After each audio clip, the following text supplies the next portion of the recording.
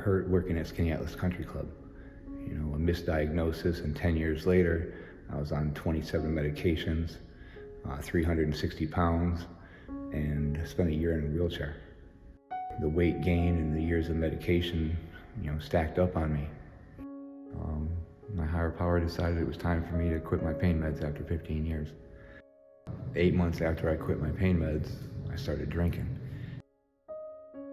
I went 2 years where I became a complete alcoholic, and then I would walk around the bars and I'd see people walk in and they start talking about brain mush and, oh, they're just, you know, they're never sober. And I started relating with people that had been drinking 30, 40 years, feeling the same way, looking the same way, and I'm like, God, they're walking dead just like I am. We're never sober.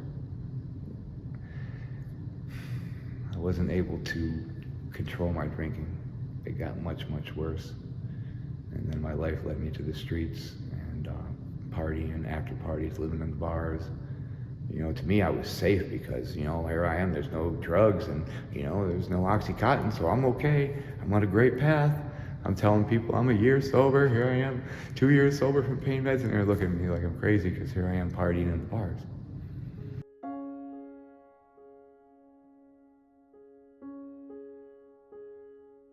You know, 2 days later, I went to mental health, sicker than I could ever be, and I was looking for help there, but I wanted it instantly, and you know, there's only so much someone can do, and they don't understand what was going on with me in the first place. I met a young man there, and through my higher power, you know, today I can see the signs, and he was sent to me. He took me to my first meeting at Lakes Church on Genesee Street. Made it through my first meeting barely. After the meeting, the young man said, would you like to go to another meeting tomorrow at Nick's Ride? And I'm like, what's Nick's Ride? And you know, he's like, oh, 13 South Street. It's a recovery center, you know, set up for a young man that, you know, in his honor had passed. And you know, I was so sick, I barely remember any of the conversation, but I remember that I had to get to a meeting, and that first meeting was like finding a little bit of hope. You know, December 7th of 2017, I walked into Nick's Ride for my first meeting. I wasn't comfortable. I was almost ready to walk right out the door. And then I saw this picture of a young man on the wall. And I went up there and looked at the young man. He's 8 days younger than my daughter. From the same city, you know, here we are, 2 different families, and I couldn't imagine what my daughter would go through if I wasn't here. You know, she's been through all this with me. You know, my addiction, my life. I did really well being a father, but you know, I could have done a lot better. You know, the addiction had me, the fear had me, and I was just scared to let go. You know, and then when I was able to come here and finally let go, and if I hadn't found Nick's Ride, they saved my life.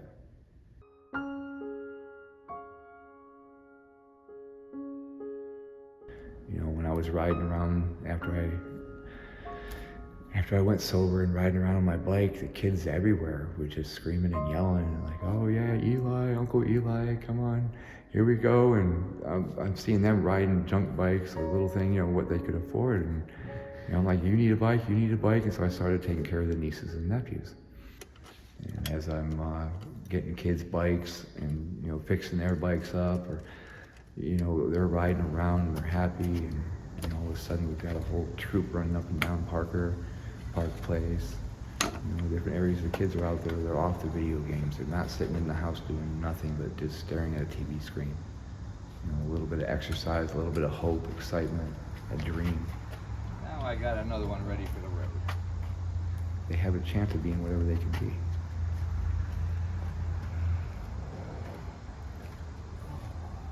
I can have the worst day ever.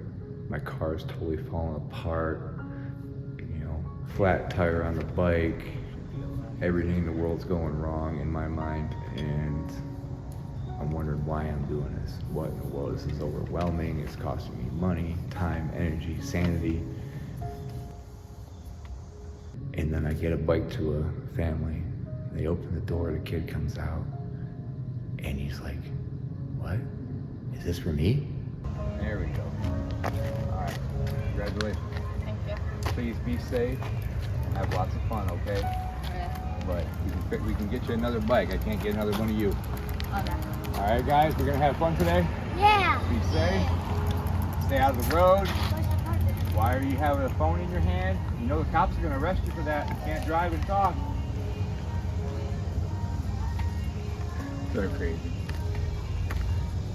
That's what it's all about right there.